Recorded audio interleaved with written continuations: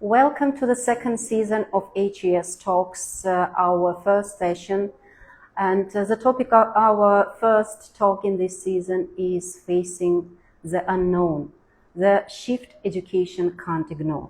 And I would like to start with a very deep thought of Socrates, who said that the real true wisdom is knowing that we know nothing. It doesn't mean that we should stay ignorant. It means that we should stay open. We should stay open to life as it is, because life flows, it never stops. We should be ready to search, we should be ready to meet questions and try to find answers. And this is a lifelong journey. But our education system is not, current education system is not designed to meet life in its dynamic. And this is actually a very, I would say, tragical part, because when life is cut into static scenes, chapters, pages, and is given throughout 10, 15 years without making children understand what the real world is and what is your place in this world, who are you. This is actually a real tragedy. It creates a very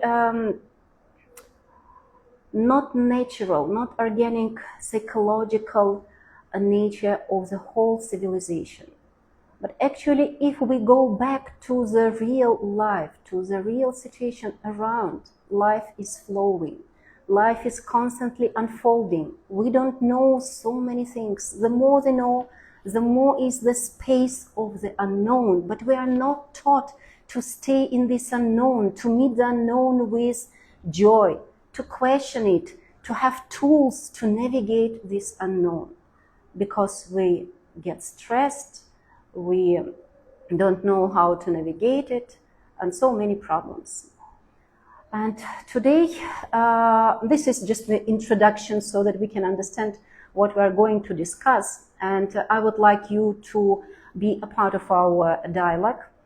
So be ready with your questions. And now I'm very excited to call here our mystery guest. And our guest is not a person. This is HES, Holistic Education System Research and Development Team. Please, guys, join. Because when we speak about shift in education, and I constantly say that we, who are we? Because we need to take responsibility for changing the direction of development of the humanity, and we need to start, I would say, a new educational renaissance, bringing back education to the humanity, to the human nature, to make it organic. So, and I would like to start our talk, and I would like first of all to introduce people here. So it's not the whole research and development team, just some of the members, and two members there behind the cameras. Will you please just come this side, and so that you can just greet our audience, just say hello. So these are our cameramen, just say hello. So Krutart and Dev, so they're responsible for textbooks, for different kind of materials, for reels you watch, for shooting. So thank you guys. Sorry, but now they will be just from that side of the cameras. So we have Shri Kamal Mangal, the founder of Anant Niketan Group of Schools, and also an amazing person whom I have known for, I think, 18 years right now.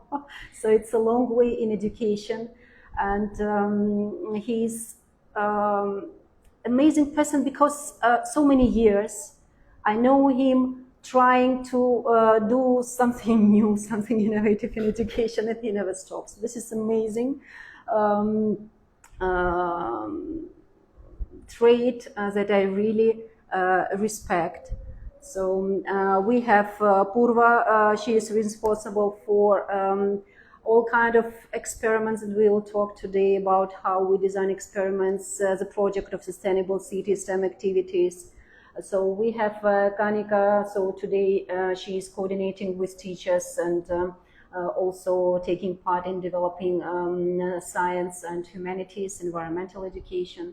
So we have Tresha, she is responsible for developing English. And we have Kushi, also assistant and coordinator of all these processes. So that please be ready with questions. So I hope we will have a very organic, natural dialogue. But the first question, because as we speak about foundation of the new education system, is for you, Kamalji. Will you please just tell why do we need this shift? Why unknown is so important, and why the traditional education system, you see, avoids facing it? The whole humanity is just, you see, we find any kind of entertainment, anything. We just, in order to escape, not to face it. As I understood that on the earth, big universities daily opening, big schools are there. All human has good intention to do education, but on the earth we have faced lot of wars, increasing divorce rate, increasing drugs addiction, increasing in depressions amongst the more literate, more educated persons. This make me think why it is happening. Then I come to know that the fear of unknown is very high in the society, and we are developing the fear daily. One major contribution this examination system, which is unknown for every child, and we give this exam as a fear or greed. Greed also convert in fear. So I observe that how the human are or is when I see my grandson, 3-year-old or 4-year-old, he do want to do everything without any greed and without any fear. He want to experience. He want to know. He, the knowing is a joy for him, not to he want to get something and he will be joy. Because he's not focused on getting results, he's enjoying the process of exploring. This is the Even natural he want state. result, but he want result only the knowledge, whatever Yes. not the particular knowledge. Because knowledge is a process. He not plan that I will get this. He explains rolling the balls, rolling the glass, making the tower, or eating the any food, testing the thing.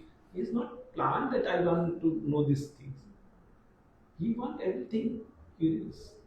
So this is a education. Can we do like this education? Which is without greed and without fear, without the children. To know ultimately to self. Our all journeys end on the knowing self, making Buddhas. Every child has the capacity to become a Buddha. That's good. Myself only just want to say this.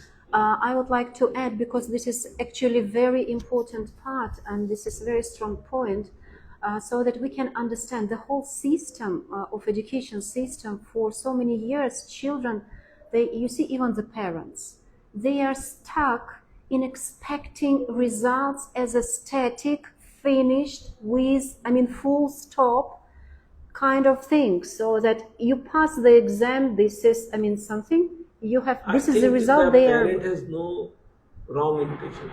Every parent want my children should be happy. बड़े होकर कुछ बड़ा आदमी बने, उसका सम्मान है, तो ये गलत इच्छा नहीं है. This is good things. But only problem यहाँ मुझे लगा कि अगर वो फियर और ग्रीड को समझ जाए कि जिसमें फियर और ग्रीड डेवलप हो रहा है वो हैप्पी नहीं रह सकता, then ultimately we have to think is without greed और विदाउट फियर बड़ा आदमी बन सकता है. तो मैं कहूँगा बन सकता है. अगर we all have a big dream कि हर बच्चा अब्दुल कलाम बनेगा तो फियर ऑफ ग्रीड नहीं आएगा. जहाँ उसको अपने आप को एक्सपांड करना है, पूरी मानव जाति के लिए सोचना है, वहाँ फियर ऑफ ग्रीड खत्म हो जाएगा. मैं सोचता हूँ अपने बेनिफिट के लिए, पर अपना बेनिफिट भी नहीं होता, मैं डिप्रेशन और उसमें जाता हूँ. तो अगर ग्रीड और फियर रहेगा तो मेरा ही नुकसान कर रहा हूँ मैं. ये सोच कर हम सब पेरेंट्स सोचेंगे तो बच्चे के लिए राइट एजुकेशन दे पाएंगे। एग्ज़ाम रोग नहीं, एग्ज़ाम से हम कंपैरिजन में चाह रहे हैं ना। एग्ज़ाम तो हम भी जब छोटे थे देते थे, 40 साल पहले भी मैंने एग्ज़ाम दिए हैं, और उस एग्ज़ाम में हमारे न ग्रीड थी न फियर था, बस एग्ज़ाम देने के लिए था। आज कंपटीशन बढ़ के नाम पे हम कह रहे नहीं बढ़ गया, 90% भी लाए तो नहीं है, 95 भी लाए तो नहीं है। इसका मतलब क्या होगा कि जहाँ हमें पहुँचाना है वो रास्ता हम सोच रहे डिग्री से पहुँचेगा, और डिग्री से पहुँच नहीं रहा है, ये देखना हम सबको है। Thank you.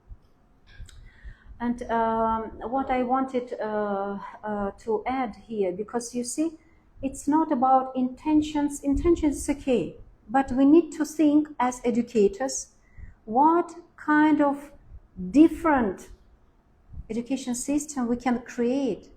Because if the whole system is created to develop this kind of fears, we need to think about what another approaches we can use, another processes, another content, when life is not cut into pages and is given as a dynamic, open system.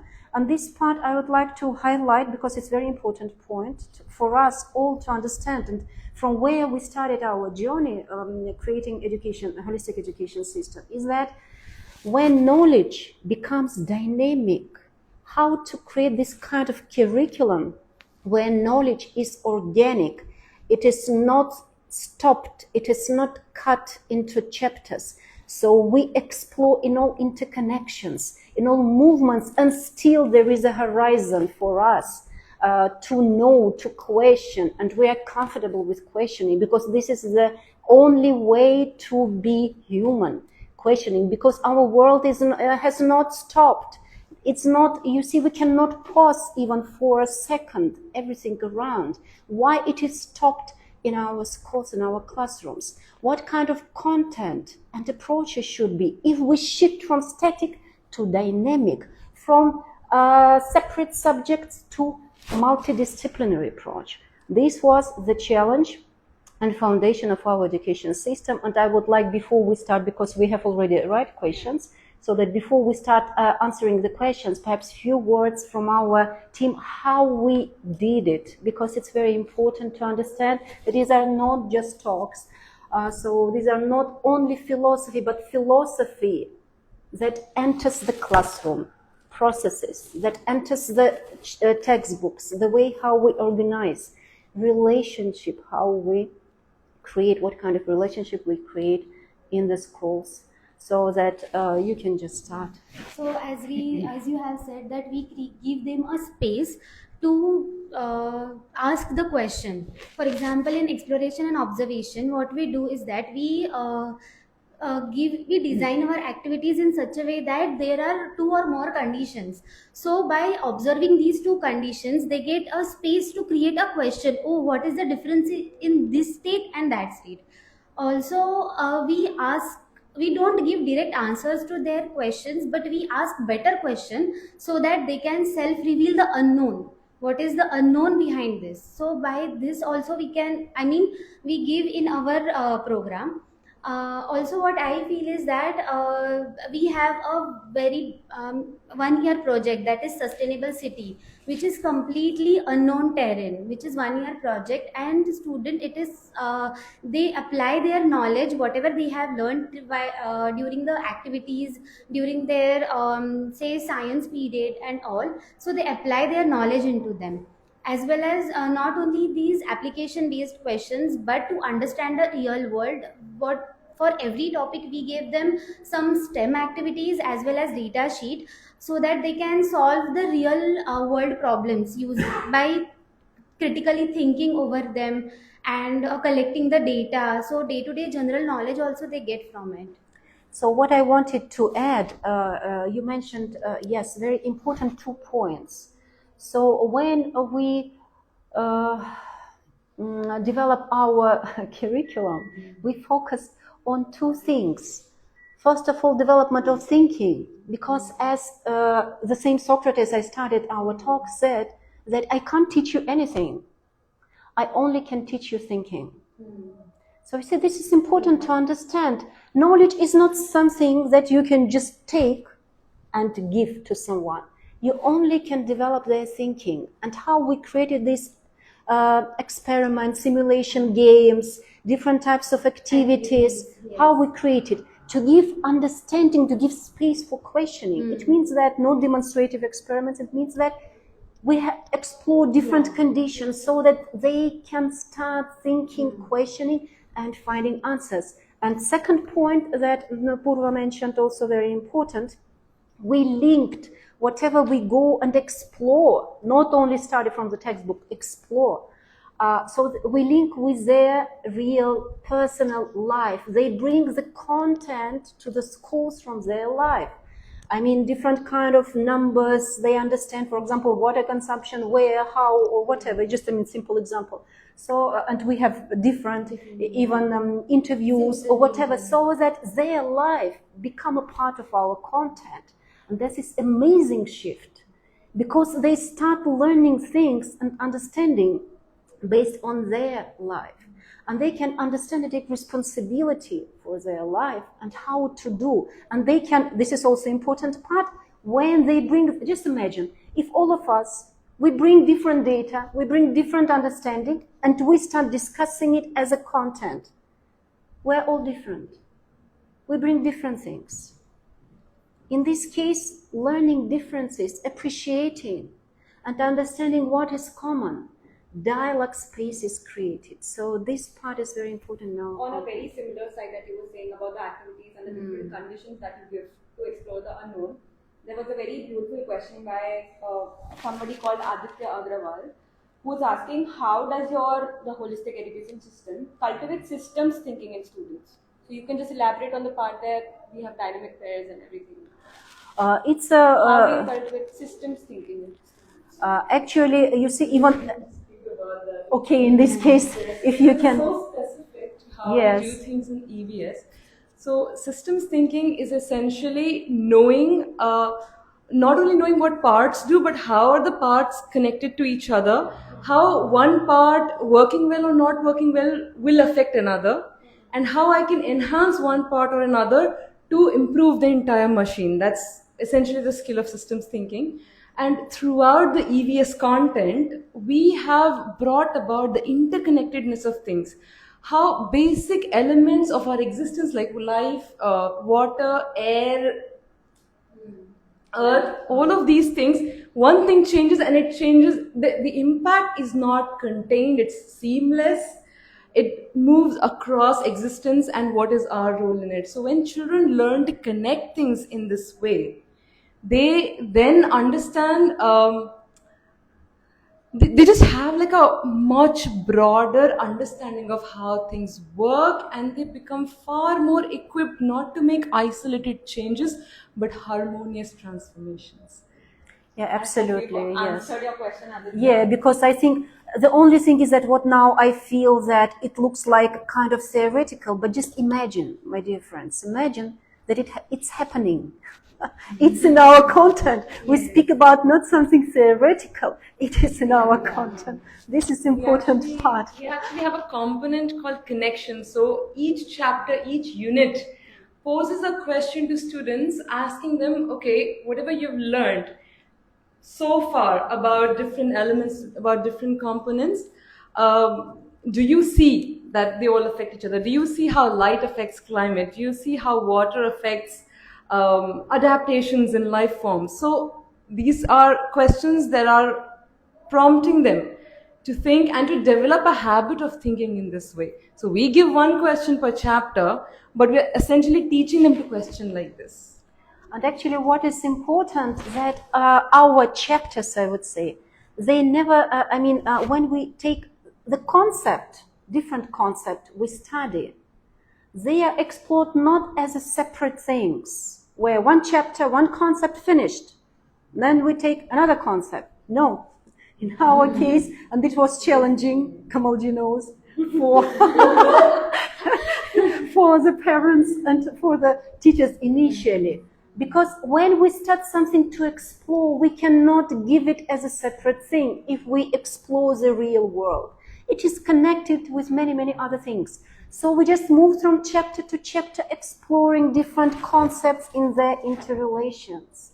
So that it's just, you see, the whole journey, it's not just part by part, but this is the whole journey of understanding how everything is connected. So we can start photosynthesis in one chapter, and then we can move through second, third, and perhaps on 13th or whatever. So we're just from different perspectives linking all this so that they can understand that everything in our life is interdependent, interconnected.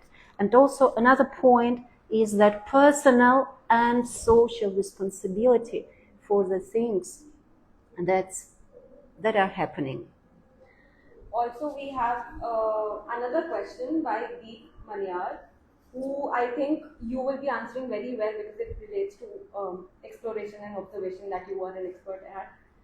The question is, how is this subject different from regular science, and how it differentiates from the other schools and traditional? I think Panika also can together. Yeah, you can answer because everything is interconnected.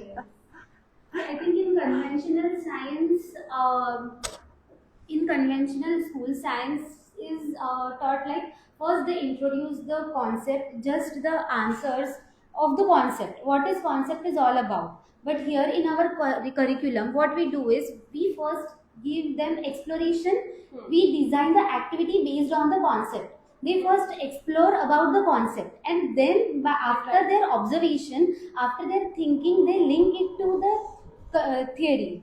So in that manner, it is little bit different, so that the students will have more understanding of the concept. Okay, I'm going to go into how massively this thing is different. First of all, we've all grown up in schools where teacher is the custodian of knowledge. She's the gatekeeper, he's the gatekeeper. In our system, the teacher is not the giver or gatekeeper of knowledge. It's the students who explore, and not just through books, but also through videos. Videos that show them beautiful, amazing phenomenon from around the world. Not only things from books that were written 10 years ago, but things that happened yesterday, right? So it's current, it's global, the exposure is immense. And children do it all on their own. The teacher is there to answer their questions. But children read on their own, they do the experiments on their own, they watch the video on their own, and this builds in them the confidence. And they then apply all their learning during reflection time. They note down all the ideas that come to them, the questions that come to them. There is a reflection of metacognition. What have I learned? What was I able to do? What was I not able to do? And all of this gives them the confidence then to create as administrators. It's their task to create a city, not just, drawings, but they explore the climate, geographical location, everything. They zone, they understand how cities actually, they are functioning.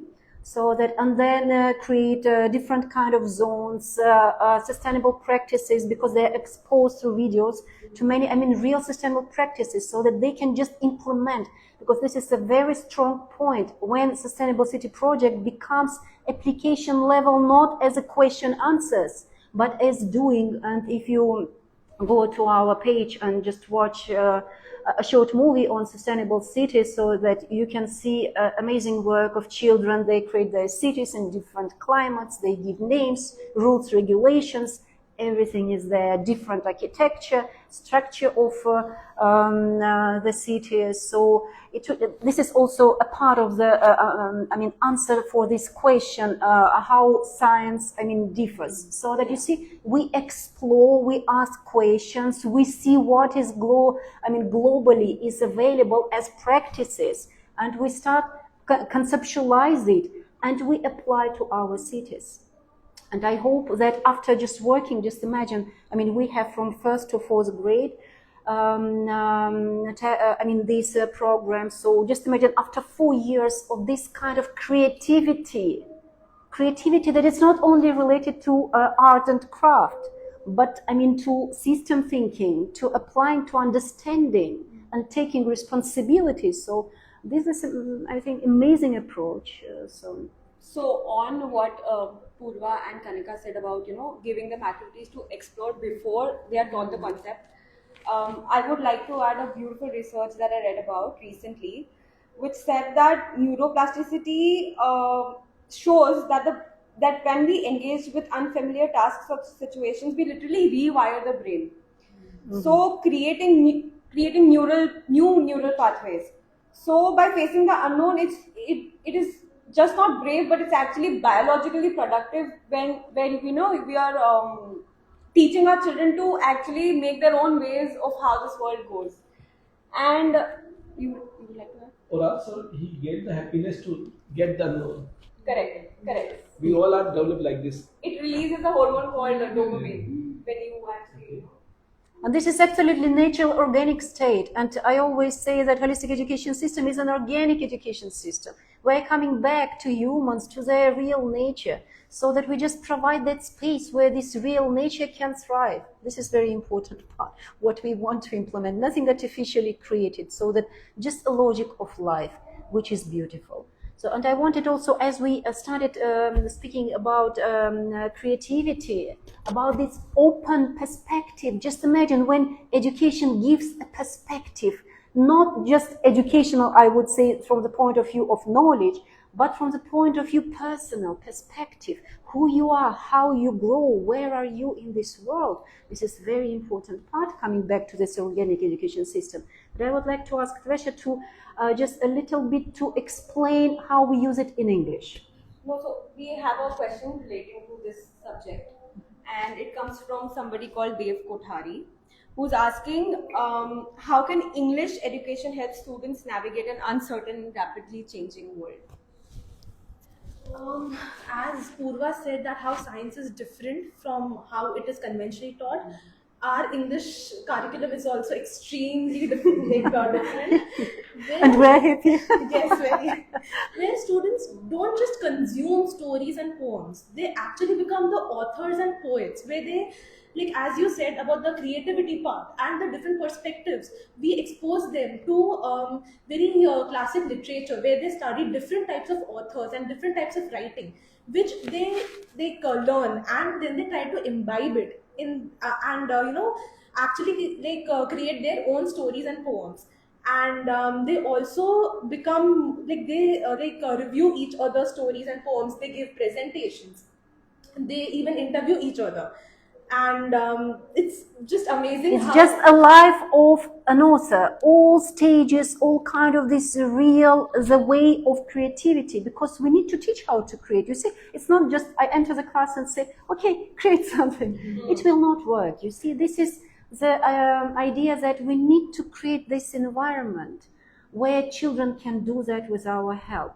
And what is also important in this creativity, it's not just about that they are becoming the authors of their own books, but to understand what is behind that. To become an author, it means that language we use to discover their own true nature, to discover what is on my mind, how I feel, how I perceive this world, and how can I express it using language, using different literary devices that are created by famous writers and authors. We explore. So that you see, learning part that is always in language becomes tool for self-discovery. This is a very strong point where you can express, because no one, you see, usually I remember my schooling, unfortunately, no one is asking who you are, what do you think, how do you feel, no one is interested. Open the page number 15, read the text. It's not about me. This is when children, they go bored, because actually it's boring, really boring. But when we come and ask, dear friends, let's search, these are tools, classic is just tools. You can use these tools, we teach them. But then afterwards, it's you. You are the content of English. You are the creator. You will share your thoughts. You will share your unique words. And another thing that some part, for example, story part in lower grades, they do it in teams. It means that a very important part when creativity becomes a dialogue between people. Yes. Not separation, because usually creative, you see, whatever I just see, I observe, this is, and no, creativity as a dialogue. And when they discuss, they share, they check, help each other. So this is how relationship between real people in real classes, exploring their real worlds, happens through English. And also building on that, English is not taught as a standalone subject. It is linked to other subjects, so that the children are never afraid of whenever they see something in English. They will always link it to what they have learned. In EO, for example, if there are instructions, that is English. In EVS, the textbook, the teachers ask them to identify the tenses in the EVS textbook. So we want them to understand that English is not like a separate subject that they have to study. It is there everywhere. It is inside them, and so they'll never be afraid of the unknown in this way. Okay, and so do we have any other questions? No, I'll just conclude what we've Yes. all done, and then you can Yeah. give the ending line. So we're coming a little bit to the end the of our end of- talk. Yeah. But we'll still be taking up questions. You can always DM us. We're always here to answer your questions and opinions. So to conclude what EVS said, what English said, what exploration, what creativity, and as Sir said, the philosophical side of it, I think we have built together a curriculum that is really complementing what we need to prepare our children for.